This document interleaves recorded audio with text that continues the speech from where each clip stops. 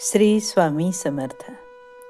सहज भक्तियोग चॅनलमध्ये मार्गशीर्ष महिन्याचे महात्म्य जाणून घेण्याच्या निमित्ताने आपले मनःपूर्वक स्वागत. या महिन्यापासून सत्ययुग निर्माण झाले असे समजले जाते. मार्गशीर्ष महिन्याचा अर्थ मार्ग म्हणजे वाट, रस्ता आणि शीर्ष म्हणजे शिरोभाग, जो सर्वोच्च असतो. याचा अर्थ सर्वोच्च म्हणजे सर्वश्रेष्ठ मार्ग दाखवणारा मार्गदर्शक महिना म्हणजे मार्गशीर्ष. या महिन्यात धर्मसाधना व भगवत भक्तीसाठी योग्य मार्ग मिळतो असे मानले जाते. भगवद्गीतेत भगवान श्रीकृष्णांनी म्हटले आहे, मासानाम मार्गशीर्षोहम. याचा अर्थ या महिन्यात मी मार्गशीर्ष म्हणजे मार्ग दाखवणारा आहे. म्हणून या काळात केलेली कृष्ण भक्ती, जप, तप, उपासना आपल्याला योग्य मार्गावर घेऊन जाते. याच महिन्यात मोक्षदा एकादशी येते. या एकादशीला श्रीकृष्णाने अर्जुनाला भगवद्गीता सांगितली. गीता हे जीवनाचं तत्त्वज्ञान आहे.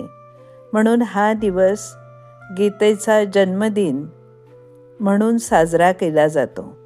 यालाच आपण गीता जयंती असे म्हणतो. भाविक या दिवशी गीता पठण करतात. याच महिन्याच्या पौर्णिमेची आणखी एक शुभ घटना म्हणजे दत्त जयंती. मार्गशीर्ष महिन्यातील ही अत्यंत पवित्र तिथी आहे. भगवान दत्तात्रेयांचा जन्म या दिवशी झाला. दत्तात्रेय हे ब्रह्मा, विष्णू आणि महेश या त्रिदैवांचे एकत्रित रूप. दत्तात्रेय हे योग, ज्ञान आणि वैराग्याचे आदिगुरू मानले जातात. त्यांनी केलेल्या 24 गुरूंची शिकवण ही सर्वसामान्यांसाठी खूप आदर्शवत आहे. पृथ्वी, वायू, सूर्य, अग्नी, मधमाशी, सर्प, मगर इत्यादी निसर्गातील विविध घटकांपासून कसे ज्ञान मिळवता येते हे त्यांनी दाखवून दिले. मानवाला ध्यान, चिंतन, वैराग्य व त्यातून आत्मज्ञान कसे मिळवावे हे त्यांनी शिकवले. यावरून मार्गशीर्ष महिना हा आपल्या जीवन प्रवासासाठी कसा मार्गदर्शक असतो हे लक्षात येते. आता या महिन्यात कोणकोणते सण व उत्सव साजरे केले जातात ते पाहूया. एक म्हणजे या महिन्यात अगदी पहिल्याच दिवशी म्हणजे मार्गशीर्ष शुद्ध प्रतिपदेला देवीच्या नवरात्राप्रमाणे खंडोबाचे नवरात्र सुरू होते. हे 6 दिवस म्हणजे चंपाषष्ठीपर्यंत असते. म्हणून याला षड्रात्रोत्सव असेही म्हणतात. या काळात मल्हारी महात्म्य, मार्तंड विजय ग्रंथ यांचे पारायण भाविक करतात. या नवरात्राविषयीची आख्यायिका अशी: भगवान शंकरांनी मार्तंड म्हणजेच खंडोबाचा अवतार घेऊन ऋषी, मुनी आणि सर्वसामान्य लोकांना त्रास देणाऱ्या मणी आणि मल्ल या 2 राक्षसांशी युद्ध करून षष्टीच्या दिवशी त्यांचा संहार केला. म्हणून स्वर्गातल्या देवांना खूप आनंद झाला.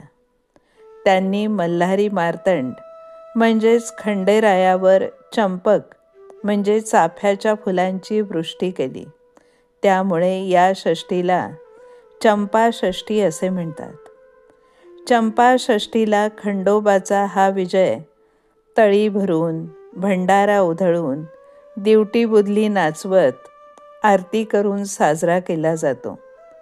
या दिवशी खंडोबाला भरीत रोडगा, घारगे, वडे असा आपल्या प्रथा परंपरेनुसार नैवेद्य दाखवला जातो. या महिन्यातील दुसरे विशेष पूजाव्रत म्हणजे वैभव लक्ष्मीपूजन. मार्गशीर्ष महिन्यात प्रत्येक गुरुवारी लक्ष्मीपूजन करून व्रतकथा वाचण्याचा प्रघात आहे.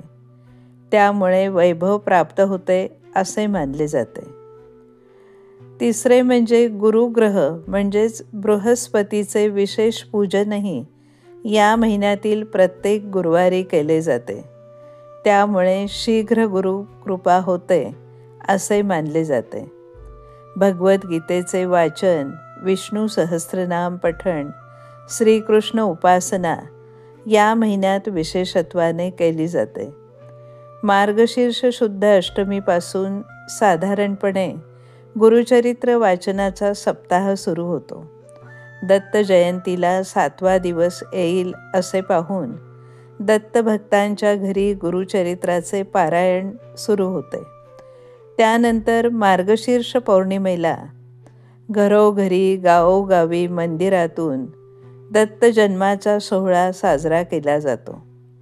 दत्त जन्माची दिव्य कथा आणि दत्त जन्मोत्सव कसा साजरा केला जातो याविषयीची माहिती आपण पाहूया मार्गशीर्ष महिन्याच्या भाग 1 मध्ये.